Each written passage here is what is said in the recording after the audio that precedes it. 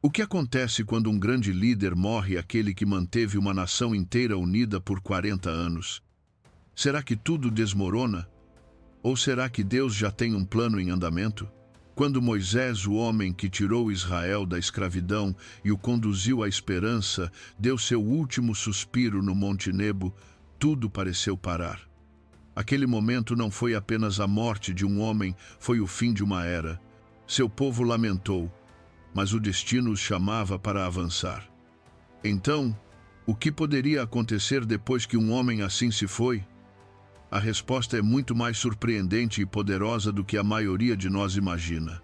Neste vídeo, vamos revelar 7 coisas chocantes que aconteceram instantaneamente após a morte de Moisés, momentos que nos mostram como Deus faz a transição do seu povo, como suas promessas nunca terminam com uma única pessoa, e como todo fim, nas mãos de Deus, se torna o começo de algo extraordinário.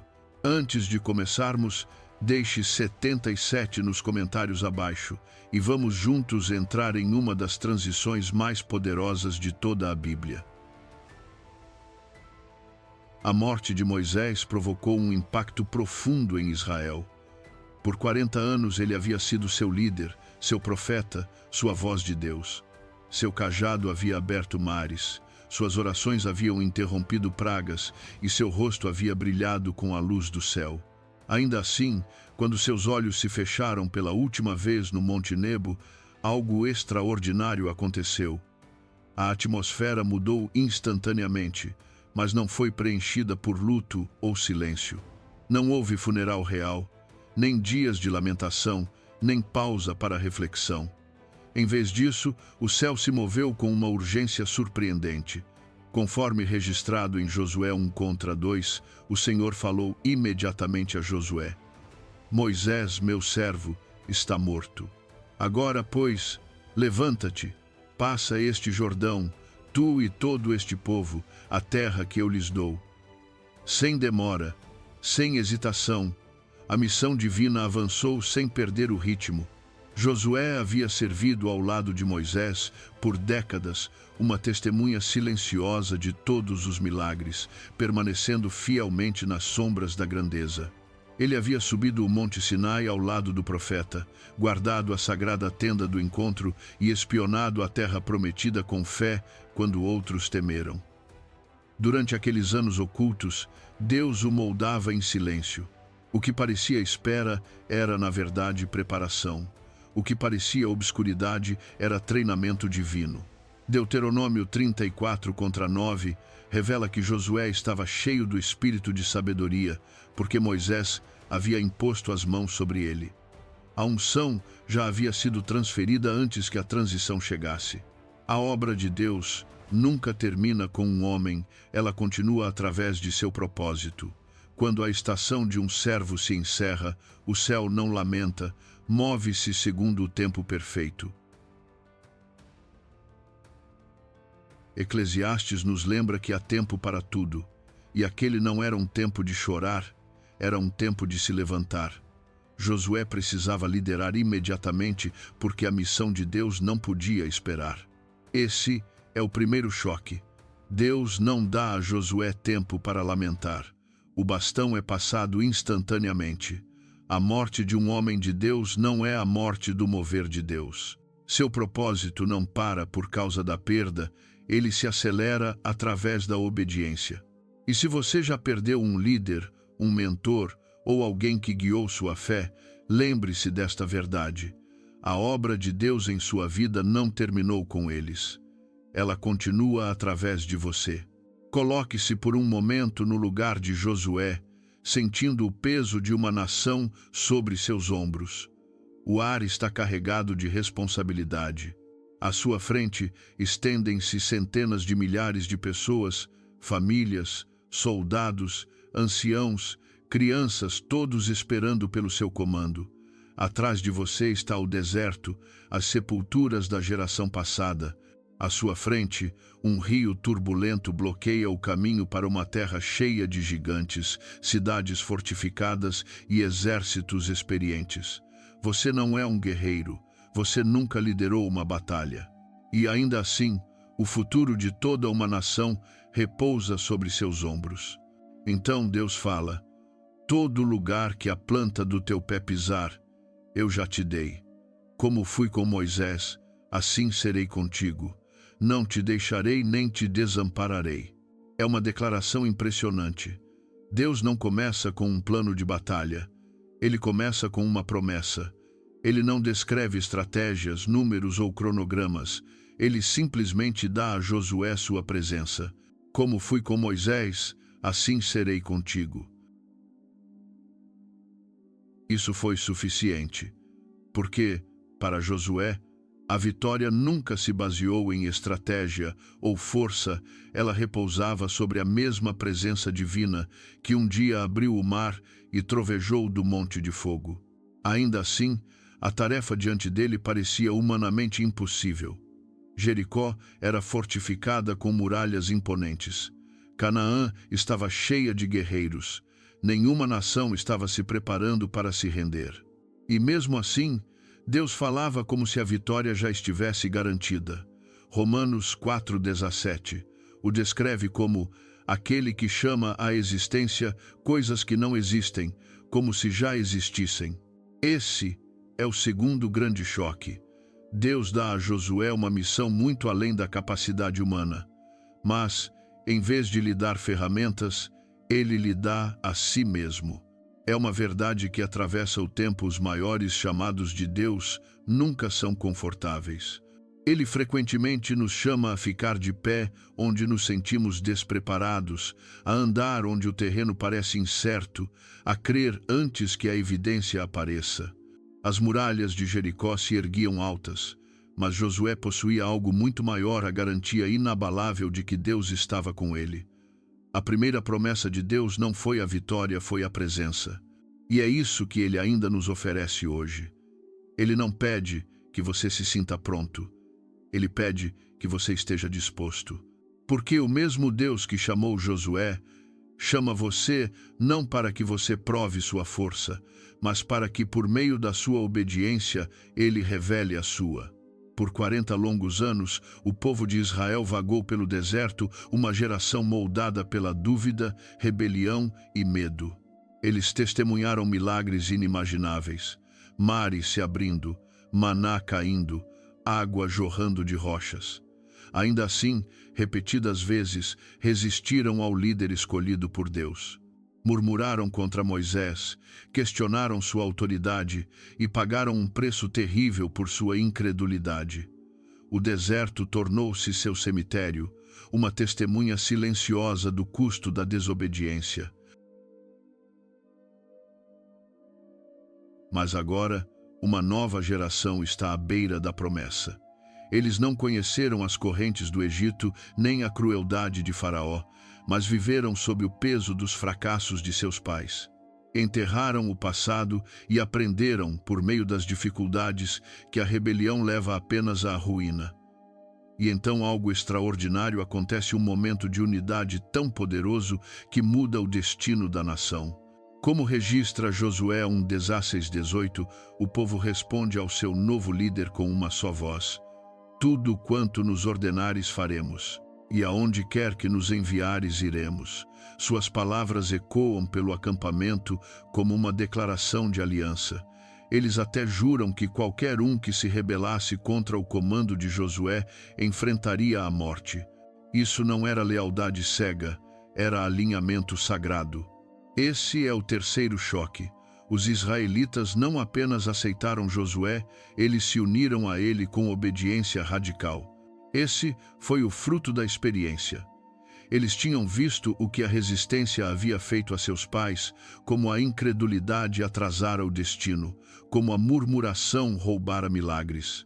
Lembravam-se da terra engolindo a rebelião de Corá, das serpentes abrasadoras que atingiram os infiéis, dos funerais intermináveis na areia. Agora, diante do Jordão, eles se recusavam a repetir os pecados de ontem. O deserto os humilhou, a aridez os treinou, e seus corações finalmente estavam prontos para obedecer. Hebreus 3:19 nos lembra que a incredulidade antes os impediu de entrar. Agora, A fé e a unidade os conduziriam para dentro. O reino de Deus sempre avança através da ordem e da submissão. A verdadeira obediência não é escravidão, é alinhamento com o propósito divino. Não se trata de seguir um homem, trata-se de seguir o Deus que o designou. Portanto, pergunte a si mesmo hoje: estou disposto a me alinhar com o que Deus está fazendo, mesmo quando isso estica meu conforto? Porque a obediência abre portas que conhecimento e talento jamais abrirão. Quando o povo de Deus se une sob a direção dele, nada na terra pode impedir que sua promessa se cumpra. O Mar Vermelho havia sido o milagre de Moisés, um momento gravado para sempre na memória de Israel. Paredes de água erguendo-se de cada lado, o caminho de livramento estendendo-se sobre o leito do mar.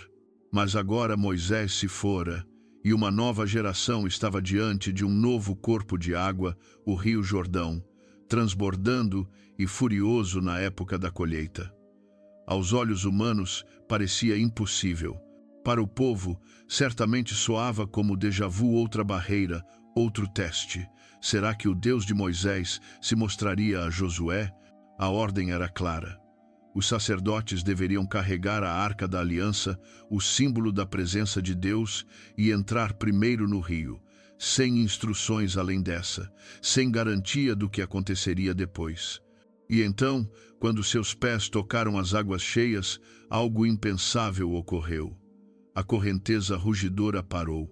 As águas ficaram imóveis, formando uma muralha rio acima, enquanto o leito do rio sob seus pés se tornou seco como areia do deserto. Um a um, a nação atravessou. O que havia sido um obstáculo furioso tornou-se um caminho de promessa. Esse é o quarto grande choque. O Rio Jordão se abriu completamente.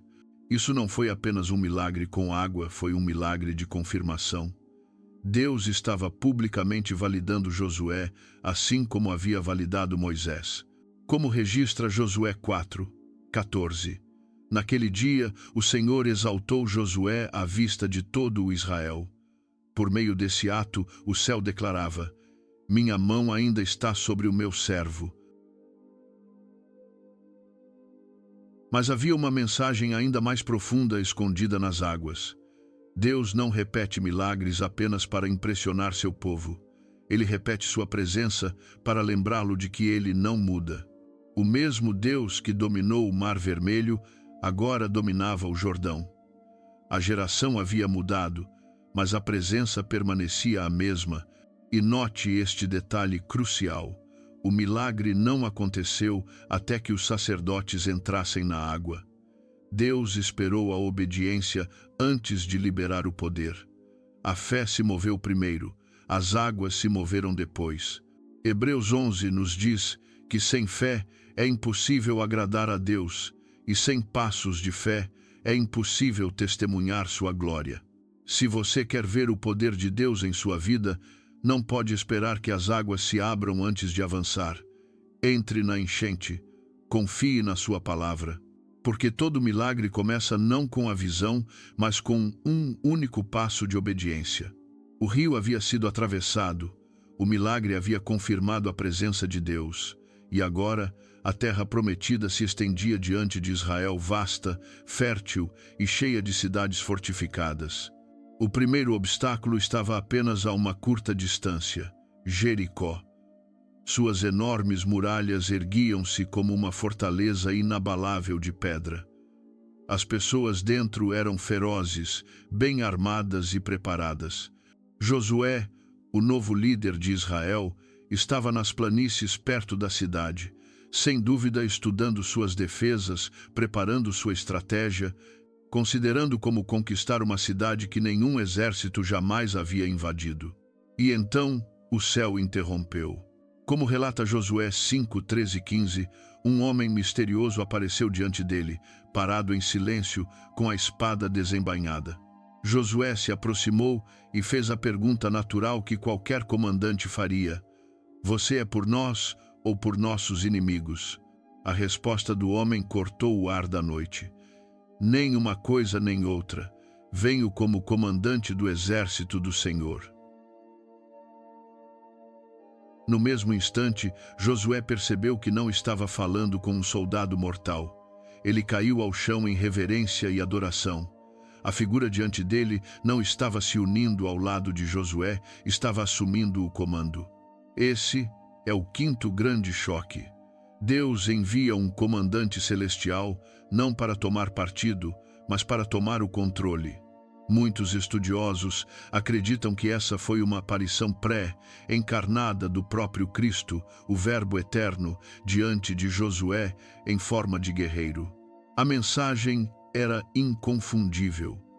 A batalha que se aproximava não seria travada por Josué. Ela já pertencia a Deus. Esse encontro destruiu as suposições de Josué sobre liderança. Ele não era o general supremo de Israel, era apenas um servo do verdadeiro comandante dos exércitos celestiais. Antes que as muralhas de Jericó pudessem cair, o próprio Josué precisava cair em rendição.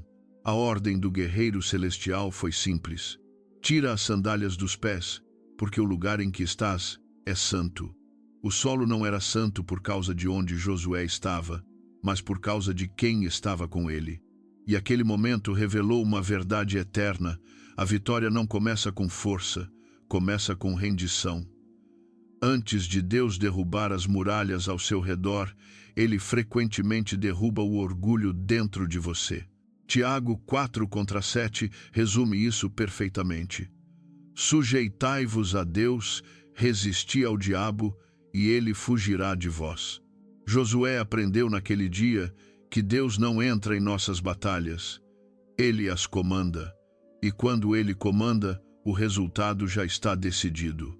A vitória não é conquistada pela força ou pela estratégia, ela é garantida pela submissão àquele que lidera os exércitos do céu. Por 40 anos, o maná havia sido o milagre que sustentou Israel no deserto. A cada amanhecer, enquanto as areias do deserto esfriavam sob a primeira luz do dia, flocos de pão celestial apareciam como orvalho sobre o chão, prova tangível de que Deus estava com eles. Era o ritmo de sua sobrevivência, um lembrete diário de que, mesmo na aridez, o céu provê. Mas então, certa manhã, tudo mudou. Como registra Josué 5:12, o maná cessou no dia seguinte depois que o povo comeu do fruto de Canaã. Assim mesmo, o milagre parou. Esse é o sexto grande choque. O suprimento sobrenatural de Deus terminou repentinamente. A princípio, isso deve ter sido confuso, até assustador. Imagine acordar e encontrar o chão vazio, sem maná para recolher, sem sinal visível da provisão de Deus. Para uma geração que não conhecia outra realidade, deve ter parecido perda, mas na verdade não era abandono, era avanço. Deus estava dizendo algo profundo. Vocês entraram em uma nova estação. O deserto havia sido um lugar de dependência. Cada dia exigia fé renovada, simplesmente para sobreviver. Mas a terra prometida era um lugar de domínio, uma terra de semear, colher e crescer. O deserto era sobre sobrevivência. Canaã era sobre mordomia. No deserto, eles recolhiam o que caía do céu. Na terra da promessa, eles cultivariam o que brotava da terra. Deus estava os movendo de consumidores de milagres para administradores de bênçãos. O maná havia cumprido seu propósito, sustentou-os quando não tinham campos, nem rebanhos, nem frutos. Mas agora eles estavam em casa. Deus estava ensinando-os a construir, plantar e prosperar. Filipenses 4:19 nos lembra que o meu Deus suprirá todas as vossas necessidades. Mas sua provisão nem sempre tem a mesma aparência. O método pode mudar, mas a fonte nunca muda. Quando o maná cessa em sua vida, quando Deus deixa de prover da maneira familiar, não entre em pânico. Isso não significa que Ele está distante, significa que Ele está desenvolvendo você. Está movendo você da dependência para a maturidade, da sobrevivência diária para o domínio frutífero. Portanto, se você se encontra em uma estação em que o que antes funcionava já não funciona, anime-se. O deserto ficou para trás. Os campos da promessa estão diante de você. O maná pode ter cessado, mas a colheita começou. O Jordão havia sido atravessado, o povo estava unido, o impulso estava crescendo. À frente deles estava Jericó, a primeira fortaleza na conquista de Canaã. Do ponto de vista militar, aquele era o momento perfeito para atacar. O elemento surpresa era deles e o moral estava alto. Mas então, Deus deu a Josué uma ordem tão inesperada, tão ilógica, que certamente deve ter abalado todo o acampamento. Como registram Josué 5:2-3, o Senhor ordenou a Josué que circuncidasse todos os homens em idade de guerrear. Em outras palavras, antes que pudessem ir à guerra, eles deveriam ser fisicamente enfraquecidos e ficar incapazes de lutar por vários dias. Do ponto de vista humano, não fazia sentido. Estrategicamente, era suicídio, mas espiritualmente era sagrado. Esse é o sétimo e último choque. Deus ordenou uma circuncisão em massa às vésperas da batalha. Por que Deus pediria que seu povo arriscasse tudo justamente quando a vitória parecia ao alcance das mãos? Porque aquilo não era apenas uma campanha militar, era a continuação de uma aliança. A geração nascida no deserto nunca havia recebido o sinal da aliança de Deus. Eles estavam prestes a reivindicar uma herança para a qual ainda não estavam consagrados. Antes da conquista, precisava haver consagração. Antes que pudessem tomar novas terras, tinham de ser separados para Deus. Josué 5:9 revela o coração de Deus. Hoje, removi de vós o opróbrio do Egito. Esse ato não foi apenas físico, foi profundamente simbólico. Deus estava cortando o passado deles, a vergonha, o medo, a identidade de escravidão que ainda agarrava suas almas. Eles não poderiam entrar na liberdade carregando o resíduo da servidão. Em cada geração, Deus faz o mesmo. Antes de nos dar vitória sobre os inimigos à frente, Ele trata das fraquezas dentro de nós. A circuncisão antes da batalha nos lembra que a santidade sempre vem antes do poder e que a pureza precede a posse. Zacarias 4:6 declara: não por força, nem por poder, mas pelo meu espírito. Quando entregamos a nossa força, abrimos espaço para a força de Deus. As maiores vitórias não são conquistadas pela capacidade humana, mas pelo alinhamento divino. Antes de Deus derrubar as muralhas de Jericó, Ele derruba tudo em nós que não lhe pertence. Só então estamos realmente prontos para conquistar. Meu amigo, talvez você esteja diante do seu próprio Jordão enfrentando mudança, perda ou incerteza. Ouça esta verdade. Deus não parou. Ele acabou de começar.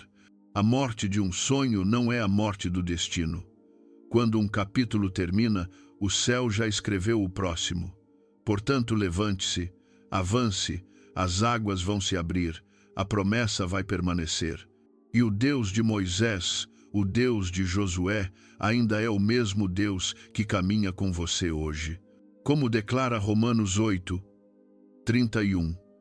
Se Deus é por nós, quem será contra nós? Obrigado por assistir e por se juntar a nós nesta jornada pela Palavra de Deus. Se esta mensagem fortaleceu sua fé, reserve um momento para digitar 77 nos comentários e declarar que aquilo que Deus começa, Ele completa. E não se esqueça de curtir, se inscrever e ativar o sininho das notificações para não perder o próximo episódio, onde continuaremos revelando o poder e a beleza escondidos nas páginas das Escrituras.